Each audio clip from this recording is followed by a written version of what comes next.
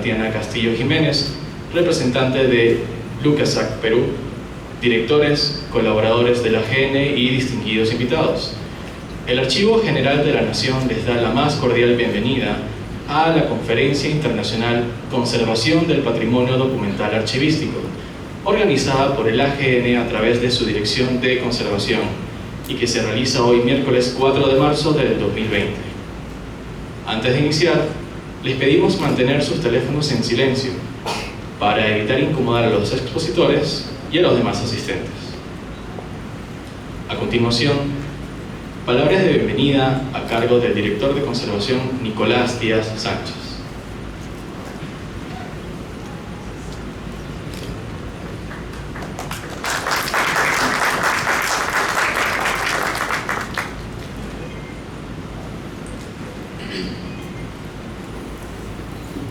En primer lugar, buenas tardes a todos los presentes, jefa institucional Graciela Rengifo, nuestras expositoras Carmen y Tatiana, ¿no? Representantes del Colegio de Bibliotecólogos, asistentes en general, trabajadores de la AGN e interesados varios por el tema que nos reúne en esta ocasión.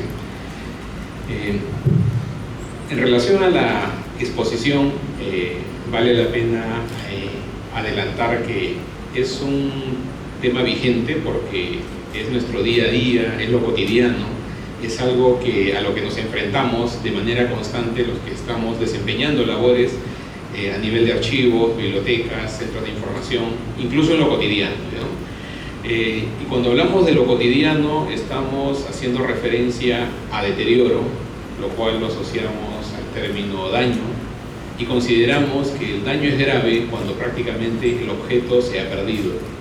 Sin embargo, desde el ámbito de la conservación, cuando nos preguntamos sobre el estado de deterioro, tratamos de identificar cómo afecta esto a la funcionalidad del documento. Es decir, qué tan dañada está la estructura física del soporte y qué tanto puede afectar la lectura o recuperación de la información.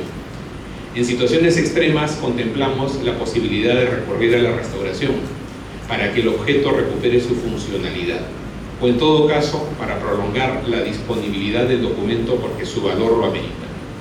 Entonces, cuando abordamos el deterioro se contemplan diversos aspectos, tanto al nivel de la estructura del soporte, considerando en primer lugar la calidad de los insumos utilizados en su fabricación, lo cual puede darnos un indicio de su durabilidad o su funcionalidad.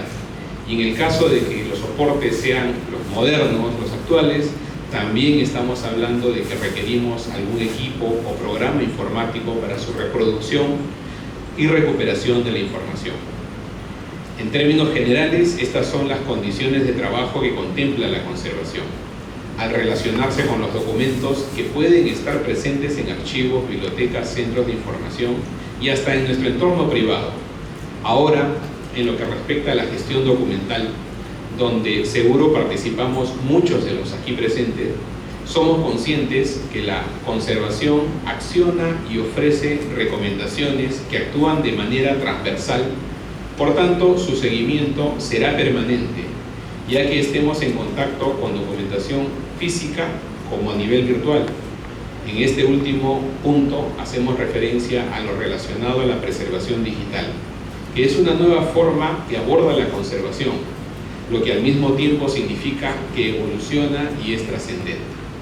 La conferencia que ahora nos convoca toca un tema trascendental que involucra el día a día y que se hace más evidente en las condiciones a las que nos exponemos: altos niveles de humedad y temperatura, contaminación del aire, buenas o malas prácticas de manipulación y almacenamiento, factores que facilitan la presencia de agentes de deterioro biológico, los que dejan daños irreversibles sobre los documentos, además de exponer la salud de quienes toman contacto con estos. Al respecto, la Dirección de Conservación ha desarrollado procedimientos técnicos y acciones que no solo se aplican en el Archivo General de la Nación, documentos que por cierto están disponibles en la web institucional, sino también estamos hablando de situaciones que se trascienden a las entidades, ¿no? Y que éstas acuden al AGN, ¿no? Para poder recibir alguna asistencia técnica. Por lo que nos sentimos complacidos en que se comparte experiencia sobre temas como los que siguen a esta presentación. los que deben ser de conocimiento básico de la comunidad archivística, que debe apostar en su labor por acciones preventivas que faciliten la conservación de los documentos, acciones que deben contemplarse como una inversión para evitar que en el futuro tengamos que gastar recursos en recuperar lo poco que podamos rehabilitar mediante la restauración, la cual debe reservarse para necesidades puntuales. En la Dirección de Conservación del Archivo General de la Nación apostamos en primer término por la conservación preventiva, que tiene mayor impacto y efectividad. En esta línea compartimos la exposición que sigue, donde Consuelo Martínez y Tatiana Castillo ofrecerán su conocimiento y experiencia en la identificación, control y tratamiento del biodeterioro y degradación química en soportes documentales, con énfasis en el papel, principal material que aún gestionan nuestros archivos. Cierro esta introducción agradeciendo el compromiso que sobre la materia también ha hecho suyo nuestra jefatura institucional, al que se han sumado las otras áreas que de una u otra forma han contribuido para que se lleve a cabo este evento, cuyo primer producto se traduce, es visible en la acogida que ha conseguido y que nos obliga a programar otros temas que aporten en la misma línea del interés expuesto por su presencia ahora. Gracias a todos por acompañarnos en la conferencia que sigue. Muchas gracias.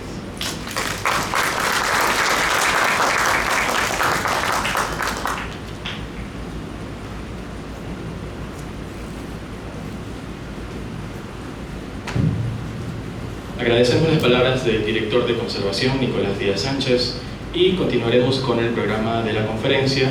Recordemos que es un esfuerzo conjunto realizado por el Archivo General de la Nación a través de sus equipos técnicos de la Dirección de Conservación y la Dirección de Archivo Histórico, ambas del Archivo General de la Nación.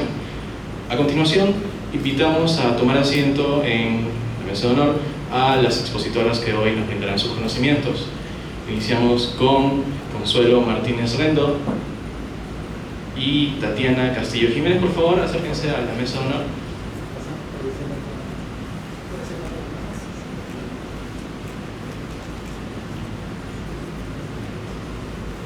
Bien, nuestra primera exposición estará a cargo de la licenciada Consuelo Martínez Rendo.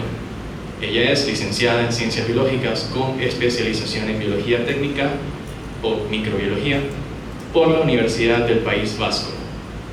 Conservación preventiva de colecciones históricas en soportes de celulosa, con especial énfasis en la aplicación de las diferentes tecnologías de desedificación en masa.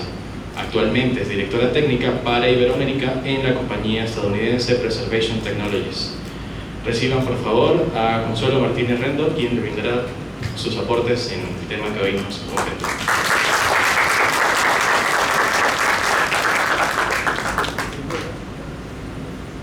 Buenas tardes a todos y muchas gracias por esta invitación y por estar aquí. Es un placer compartir este rato con todos ustedes. ¿Vale? Gracias. Bueno, pues efectivamente, como ha dicho el director de preservación, hoy vamos a hablar de conservación preventiva y nos vamos a centrar en dos campos dentro de lo que es la conservación preventiva de archivos, que es cómo enfrentarnos al biodeterioro y también qué hacer con algunas de las reacciones de degradación química más usuales y peligrosas en los fondos documentales. Cuando hablamos de biodeterioro,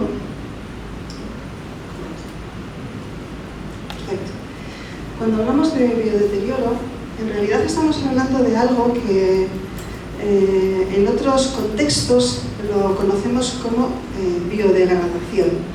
La biodegradación es algo esencial para el planeta. Necesitamos a los agentes de la biodegradación para que nuestro planeta no se convierta en un basurero. Por lo tanto, la existencia de estos seres de los que hoy vamos a hablar es absolutamente imprescindible.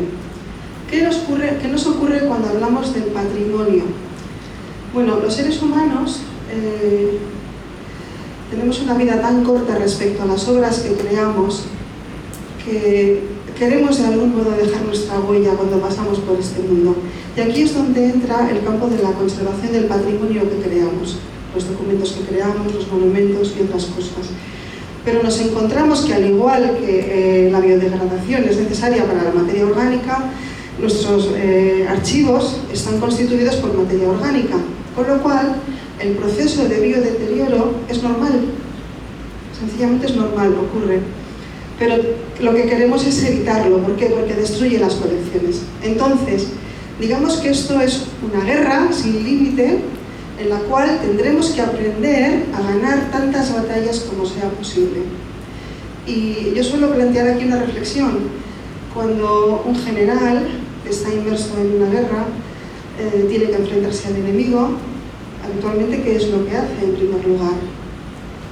Estudiar al enemigo, conocerlo, predecir su forma de actuar, cuál va a ser su estrategia para adelantarse a él y superarlo. Bueno, esto es lo mismo que vamos a hacer nosotros, adelantarnos al enemigo para evitar que destruya nuestro patrimonio. Como definición, ¿qué diríamos que es el biodeterioro en nuestros fondos patrimoniales? Pues podemos definirlo como cualquier alteración negativa como consecuencia de la acción metabólica de los seres vivos que puedan estar allí presentes y que, cuando llegan a ciertas densidades de población, se convierten en auténticas plagas que pueden crear daños de diferente naturaleza. Pueden ser físicos, pueden ser químicos o una combinación de los dos. Por otro lado, vamos a tener problemas que son intrínsecos. Cuando hablamos del biodeterioro, estamos hablando de problemas extrínsecos, externos a la obra, al objeto que queremos cuidar en cuanto tal. Pero la obra va a tener problemas intrínsecos, que son innatos a su propia naturaleza y estructura. Y aquí nos vamos a encontrar con dos fenómenos habituales. Por un lado, la oxidación, y por otro lado, la hidrólisis ácida. En estas imágenes que yo presento se pueden ver ambos fenómenos. En la imagen de arriba, a la derecha, podemos ver claramente un libro que ha sufrido un proceso de oxidación enorme. Se ve el color que tiene. Y en los de abajo vemos claramente el efecto de la hidrólisis ácida cuando llega a estados muy avanzados. Comienza por un amarillamiento que va creciendo, pero poco a poco el papel se vuelve frágil, quebradizo y literalmente al final se nos deshace entre las manos. Bueno, vamos a comenzar por la primera parte. Aquí tenemos que decir que para ambos fenómenos, tanto el biodeterioro como la degradación química, hay una serie de factores que van a condicionar y determinar cómo se desarrolla todo esto. ¿Qué van a ser? Por un lado, la humedad y la temperatura, factores de los que ya hemos aprendido que se requiere un control para evitar las plagas, pero también se requiere un control porque las reacciones químicas de degradación dependen directamente de la humedad relativa y la temperatura. También se pueden acelerar o se pueden retardar en función de qué parámetros manejemos. Por otro lado, tenemos el problema del control de la luz. ¿Por qué? Porque la luz puede ser un fuerte oxidante que degrade nuestras colecciones, entre otras cosas. Si hay presencia o no de oxígeno, el pH del sustrato, del papel, es importante, porque ya aprenderemos que ciertos pH son preferencia de ciertos microorganismos. El tipo de nutrientes que les gusten a los seres que pueden anidar en los fondos. En realidad encontramos microorganismos e insectos que pueden hacer daño casi a cualquier tipo de sustrato. Los contaminantes atmosféricos, como los gases. Y por último, y me sabe mal decirlo, pero hay que considerarlo también, el usuario. A veces son más dañinos los usuarios por su falta de, a ver cómo lo digo de una forma educada, por su falta de sensibilidad, son más dañinos que los propios agentes ambientales que hemos considerado, ¿no? Bueno, vamos a comenzar. La verdad es que aquí tengo que reducir bastante, porque esta presentación que estoy haciendo es un extracto de dos talleres separados. Por un lado es biodeterioro, por otro lado degradación química, y son dos talleres de más de 3 horas cada uno. Entonces hoy en 1 hora voy a pasar por las partes que considero que son esenciales, que debemos comentar, pero hay mucho que podríamos comentar después, en otro momento. Van a tener mis datos de contacto en el PowerPoint. Quien quiera puede contactarme y y yo voy a atender el email y podemos conversar. Bueno, vamos a detenernos en los microorganismos y los insectos. ¿Por qué? Porque a menudo son los que más asustan a los gestores de patrimonio. Y dentro del campo de los microorganismos hablaremos de los hongos. También existen bacterias, pero es más habitual que tengamos problemas con los hongos, es más frecuente encontrarnos con hongos. También hablaremos de los insectos, como he dicho. Vamos a comenzar por los hongos. Bueno, aquí quiero hacer un comentario. Yo como microbióloga no puedo hablar mal de los hongos.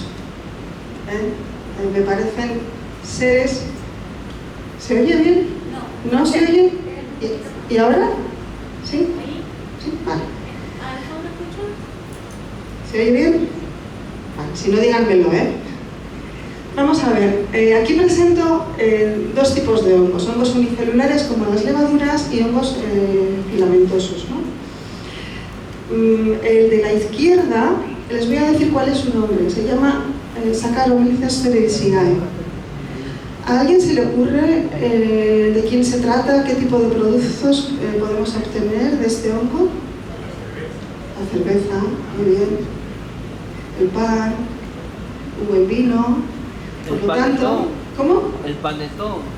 El panetone, tan rico, sí. Por Navidad. Efectivamente, el panetone por Navidad. Pues, ¿qué podemos decir de él? Es maravilloso, ¿no? Que esté en nuestras vidas. Donde no lo queremos es en los espacios patrimoniales. Y el de la derecha es un ser que ha salvado millones de vidas, desde que se descubrió su capacidad. Se llama Penicillium. ¿A alguien se le ocurre qué obtenemos de él? Penicilina. Sin embargo, Penicillium en un fondo patrimonial es peligroso para nuestra salud. Penicillium está muy bien en un laboratorio farmacéutico de donde pueden sacar esta maravillosa medicina, pero no en nuestros espacios patrimoniales. Por lo tanto, tienen su contexto. No podemos fumigar el mundo, como dije al principio. Nos hacen falta, tenemos que convivir con ellos y saber mantenerlos a raya. Bueno, tengo que decir que si bien es cierto que existen muchos géneros de hongos que afecten a nuestros archivos y bibliotecas, bueno, pues hay como 12 géneros que son predominantes y que son los que más habitualmente se describen. Y de ellos yo he resaltado dos por su frecuencia, que son Aspergillus y Penicillium. Estos hongos, ¿cómo actúan sobre el papel?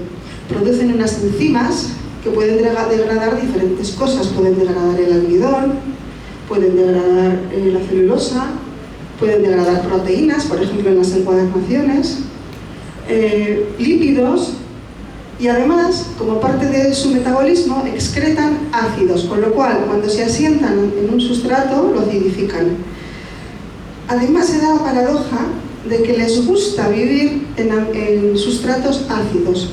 Por lo tanto, hay más probabilidad de que aniden en un papel ácido que en un papel que no lo es, en un papel alcalino. Les gustan pHs entre 4 y 6.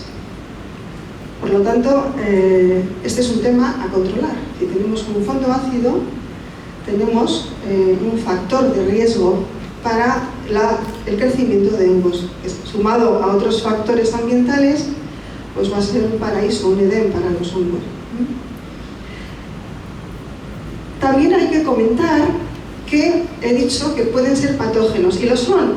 Producen problemas como aspergilosis, toxicosis, queratomicosis, que son enfermedades en nuestra queratina, en las uñas, por ejemplo, infecciones en las uñas, oídos, la piel. ¿Esto qué significa? Esto significa que cuando estamos trabajando con un fondo histórico que puede estar contaminado, ¿qué debemos hacer? Debemos protegernos. ¿Y qué significa protegerse? Hay que usar guantes, máscara buconasal, gafas, bueno, hay que valorar también cómo está el fondo, ¿no? Una bata adecuada. No hay que descuidarse. Cada vez que uno sale del fondo tiene que lavarse cuidadosamente las manos, porque si uno se toca posteriormente la nariz o los ojos o la boca se puede infectar, puede llegar a tener problemas. Miren, aquí muestro algunas imágenes. Por ejemplo, en la imagen de la izquierda ven una dermatomicosis causada por penicillium en una uña. Y en la de la derecha ven una aspergilosis pulmonar. No es ninguna tontería, está causada por aspergillus. Que no cunda el pánico. Los hongos están por todas partes. Solo tenemos que protegernos en los espacios en los que debemos hacerlo. ¿Quiénes pueden afectarse más fácilmente? Pues sobre todo personas inmunocomprometidas, personas con VIH, tuberculosis o leucemia, personas que están trasplantadas. ¿Por qué? Porque están inmunodeprimidas habitualmente por los inmunosupresores que toman. Personas que están en procesos de quimioterapia o radiación, alérgicos, diabéticos, mujeres embarazadas o convalecientes de enfermedades. Y una cosa que mucha gente desconoce, aquellos que toman regularmente esteroides. Parece mentira, ¿eh? Vemos a estos hombretones y mujeronas fuertes, fornidas, musculadas, pues tienen más riesgo de contraer una infección. Qué curioso, ¿eh? En cualquier caso, la conclusión es protección, siempre protección. ¿Y por qué en las musculadas, en los musculosos es más frecuente? Porque toman esteroides. Ya. Toman esteroides y esto hace que su sistema inmune no sea tan fuerte como el de las personas que no lo toman. O sea que es mejor y es más recomendable hacer ejercicio de manera natural. Bueno, yo ahí no me voy a meter, o sea, esto es una decisión de cada quien, ¿no? Lo que quiera hacer con su cuerpo, simplemente hay que comentarlo, ¿no? Si una persona que toma esteroides entra en contacto con patrimonio documental infectado, se tiene que proteger. Simplemente. Pero es una decisión personal, lo que uno haga. Bueno, vamos a pasar al campo de los insectos. Aquí yo he planteado 4 ejemplos que yo creo que todo el mundo los conoce porque, bueno, son internacionales. Es fácil encontrarlos en cualquier sitio. El pececillo de plata, que está a la derecha, el piojo del libro, la carcoma y las termitas. Son insectos que pueden construir galerías, en el caso de las termitas y la carcoma, o simplemente erosionar las superficies, como ocurre con el piojo y el pececillo. Todos ellos huyen de la luz, entonces es complicado que los veamos, pero hay formas de detectarlos, aunque no los veamos. Entonces, ¿a qué cosas tenemos que prestar atención para saber si tenemos en nuestro fondo alguno de estos visitantes? Pues nos sirve, alguien diría, bueno, pues si lo vemos, sí, claro, nos sirve el animalito en cualquiera de sus fases de crecimiento, ya sea huevo, larva, ninfa o adulto. Pero a veces, como digo, como es difícil encontrarlos, nos sirven buscar los nidos,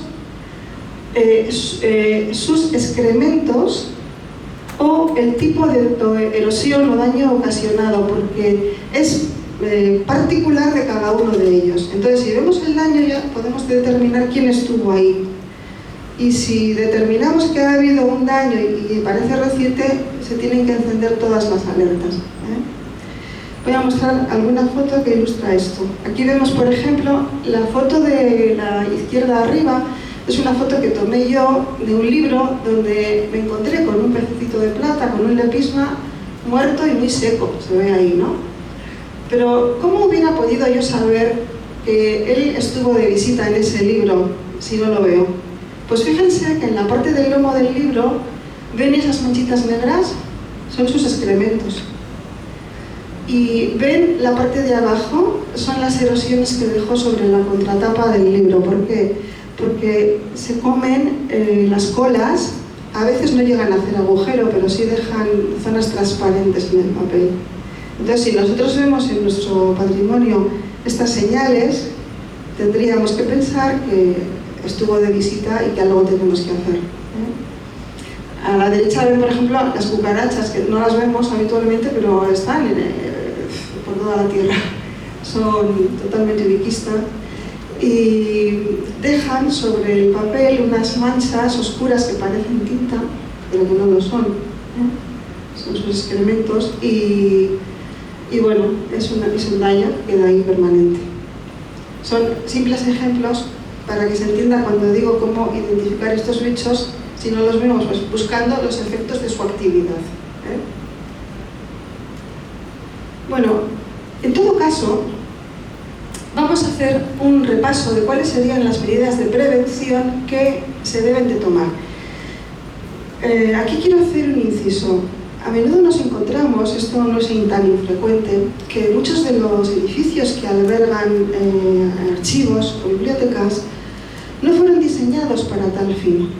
Después se reacondicionaron lo mejor que se pudo. Pero claro, no es lo mismo un edificio reacondicionado que un edificio diseñado es propenso para ser un archivo o una biblioteca.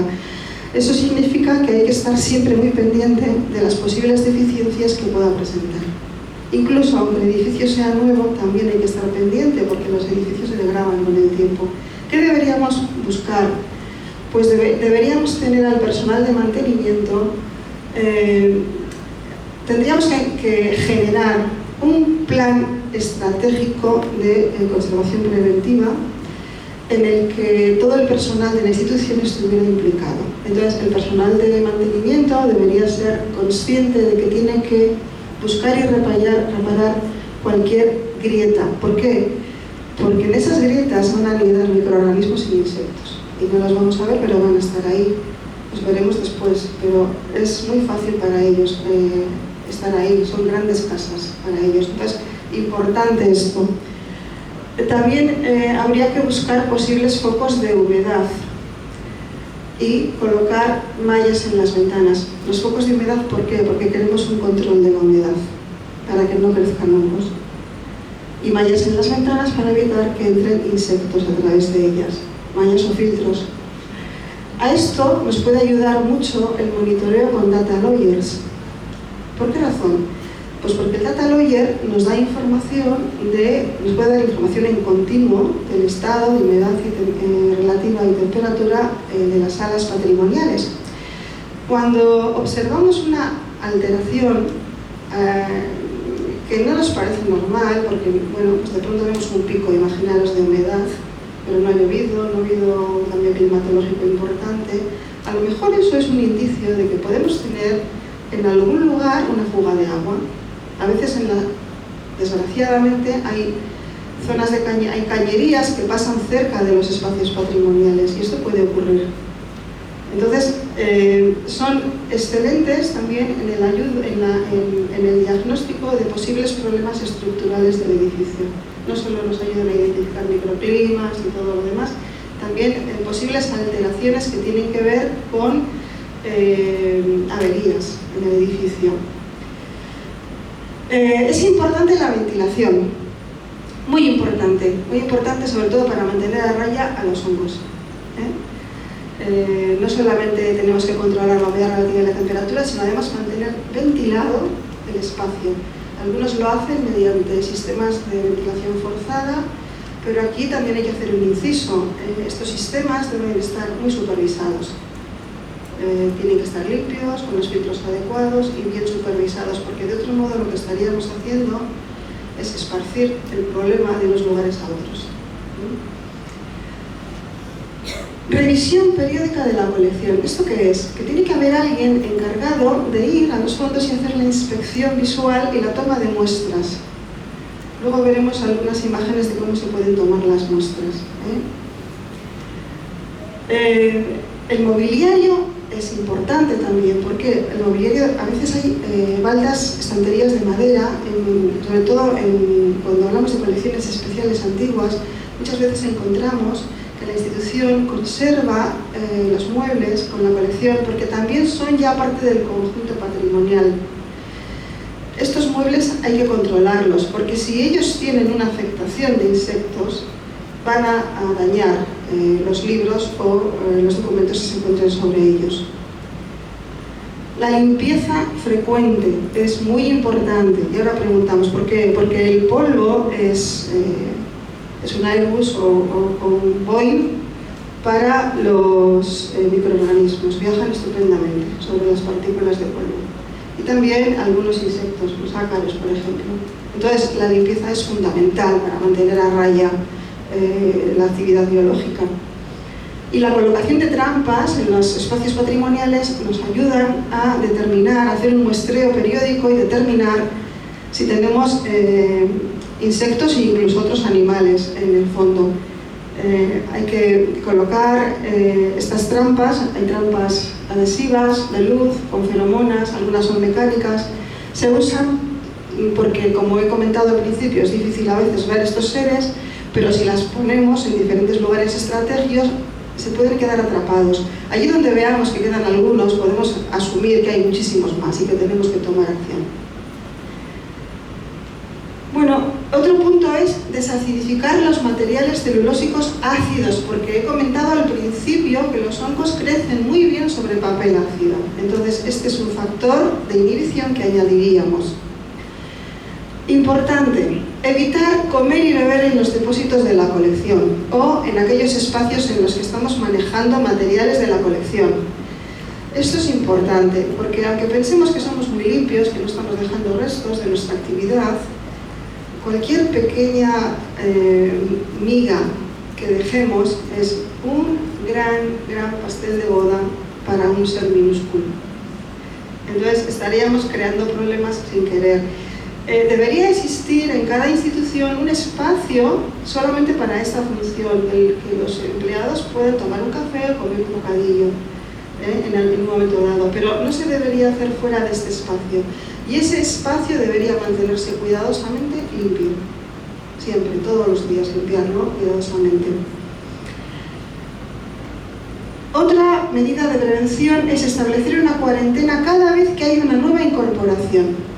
A los archivos y las bibliotecas les gusta incorporar nuevas colecciones a su acervo, pero cuando esto se hace, no se debe introducir inmediatamente con el resto de la colección. Primero tenemos que saber cómo ha llegado esa colección. Para eso debería existir una sala de cuarentena que nos permita diagnosticar el estado de la colección antes de incorporarla con el resto. De otro modo, podríamos estar contagiando la colección completa.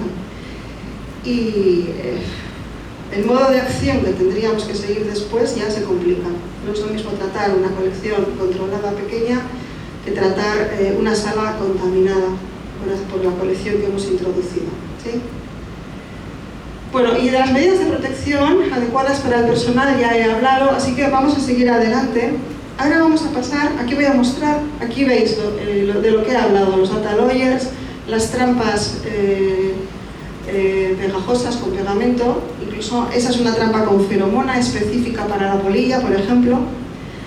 El muestreo periódico a través de, por ejemplo, hisopos para hacer cultivos en tubo y detectar si el nivel de contaminación por hongos que puede tener la colección. Hay diferentes formas de cultivo, como veis ahí pueden ser cultivo en tubo o en placa. Para esto, lógicamente, la institución necesita un biólogo. No cualquiera puede hacer esto. Se necesita un biólogo o tener un servicio externo que nos lo haga. Esto se debe hacer periódicamente, como parte del plan de prevención, el muestreo aleatorio para determinar si tenemos espacios contaminados más de lo debido. Siempre, habitualmente habrá algo de crecimiento, pero no será indicio de problema. Cuando hablo de que habrá crecimiento, ¿de qué estoy hablando? De que las esporas están por todas partes y en un medio de cultivo adecuado crecen. Pero el tema es qué nivel de crecimiento tenemos, y eso es algo que un biólogo va a determinar, si realmente existe riesgo o no para la colección. Cuando hemos detectado que tenemos un problema, tenemos que tomar las medidas de control y tratamiento. Bueno, durante décadas se han usado técnicas muy tóxicas. ¿Por qué razón?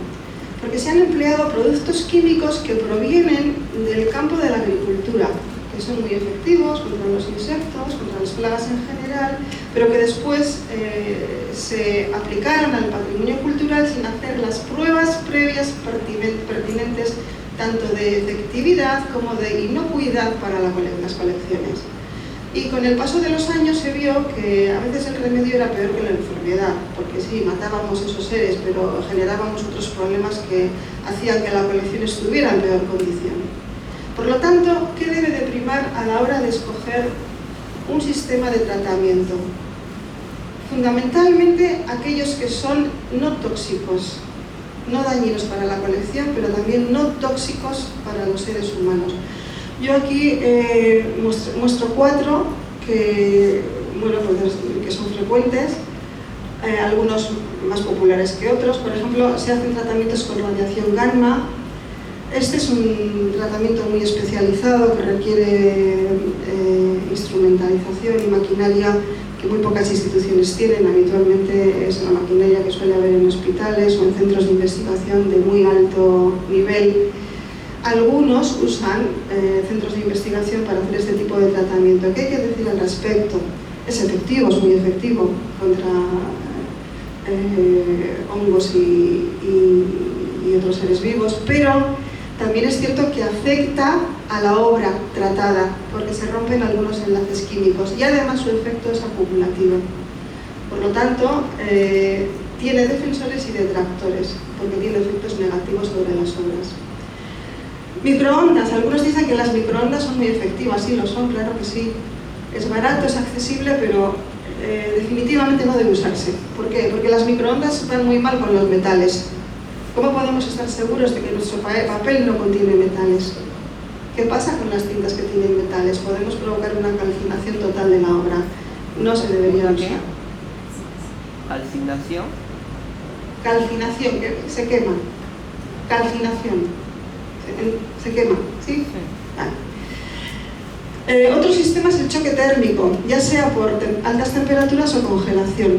Las altas temperaturas, bueno, pues son temperaturas por encima de 50 grados centígrados, que sí van a tener efecto en matar los insectos, pero que también pueden tener efectos negativos sobre algunas encuadernaciones, por ejemplo, ¿no? Que se pueden degradar por encima de 50 grados centígrados. Se hace en cámaras especiales, humectadas, para mantener la humedad de la obra. Pero en esto hay que ser muy cuidadoso si decidimos hacerlo, en saber con qué materiales lo vamos a hacer. A lo mejor con un legajo no encuadernado puede funcionar, pero con un libro habría que tener más cuidado. Y por último, el siguiente es congelación. Y cuando hablamos de congelación hablamos de ultracongelación. Hablamos de algunos lo que hacen es ultracongelar las obras. Primero las introducen en bolsas de polietileno, hacen el vacío y después las congelan rápidamente y a temperaturas por debajo de menos 25 grados Celsius. ¿Por qué es necesario que sea rápido el proceso? Bueno, hay que decir que los insectos tienen mecanismos de adaptación. Son ubiquistas, viven en todas partes, viven en lugares fríos y en lugares cálidos. ¿Cómo lo hacen? Pues porque cuando intuyen que se acerca el mal tiempo, si les da tiempo van a segregar glicol, que es un alcohol, y azúcares en su sistema linfático, a través de su sistema linfático. Esto les va a permitir resistir temperaturas muy bajas, quedándose en estado de latencia, para que cuando lleguen las condiciones favorables puedan volver a, digamos, despertar y ejecutar su metabolismo. De ahí la importancia de que sea ultracongelación rápida, para no darles tiempo a reaccionar. ¿Qué contraindicaciones tiene? Pues dependiendo del material pueden formarse algunos cristales de hielo que pueden afectar la estructura física de ciertos materiales. Entonces también hay que determinar con qué tipo de materiales se hace esto. Y ahora sí, ahora por último vamos a llegar a un tratamiento que, bueno, yo creo que de todos ellos, al menos en mi opinión, es el más recomendable, que es la anoxia, el tratamiento por gases inertes. Se suelen utilizar nitrógeno o argón, habitualmente nitrógeno, que es más barato y accesible que el argón. Este es un tratamiento que lo que hace es reducir se generan unas bolsas termoselladas en las cuales en el interior está la obra. Lo voy a mostrar, va a ser más sencillo, aquí. Ahí veis el esquema de una bolsa de tratamiento, dentro está la obra, se introduce nitrógeno o argón, a veces se hace pasar por una botella de agua para mantener los niveles de humedad humedad de la obra, o por una botella seca también para equilibrar el nivel de humedad relativa. La bolsa lleva un higrómetro que nos permite determinar si tenemos el nivel de humedad requerido para esa obra. Y además hay un monitor de oxígeno que nos va a decir en qué momento hemos llegado al nivel de eliminación de oxígeno que necesitamos. Y además nos permite monitorizar si las constantes son las que necesitamos. Este es un tratamiento muy efectivo contra insectos. Se ha usado tradicionalmente desde hace años, por ejemplo, para desinsectar momias egipcias. Está fuertemente contrastado. Es inocuo, no causa daños a la obra y tampoco toxicidad en los seres humanos. Lleva algún tiempo hacerlo, a veces el tratamiento puede durar hasta varias semanas, pero vamos a conseguir niveles de efectividad muy importantes a cambio de un coste razonable y ninguna toxicidad. Por lo tanto, debería ser el sistema de elección en la mayoría de los casos. Voy a mostrar algunas imágenes que las he tomado prestadas de otros autores. Ahí pongo fuentes. Aquí veis, por ejemplo, una carroza. Imaginaros lo que es una carroza antigua. Es de gran envergadura y está, como veis, en una bolsa siendo tratada con gases inertes. Y al otro lado veis las estanterías de una biblioteca a la derecha. Hay quien ha llegado incluso a poder hacer esto, ¿no? Tratar grandes colecciones in situ, sin tener que moverlas. Ha llegado a desarrollar la pericia y la técnica para hacerlo. Bueno, pues es algo a explorar y tener muy en cuenta de cara al futuro. Para resumir este apartado, he hablado antes del plan de gestión de plagas, del control y gestión de plagas. Toda institución debe tener un plan integrado de control de plagas. Esto es preceptivo, que incluya inspección periódica de la obra. En el plan, todo el mundo dentro de la institución tiene que saber cuál es su papel. Aquí voy a decir algo importante.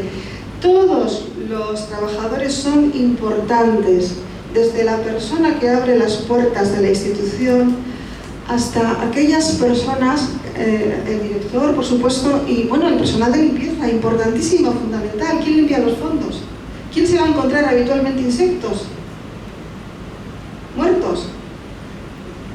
El personal de la limpieza. Entonces, debería estar incluido en el plan de gestión y control. Deberían saber que cuando se encuentre un bichito, en lugar de tirarlo a la basura, lo tienen que meter en un tubito, en una bolsita y llevarlo a la persona responsable de identificar si eso es un problema o no es un problema. Una vez que hacemos la inspección y detectamos las plagas, tenemos que hacer el diagnóstico. ¿Por qué yo tengo ese problema? ¿Qué lo ha generado?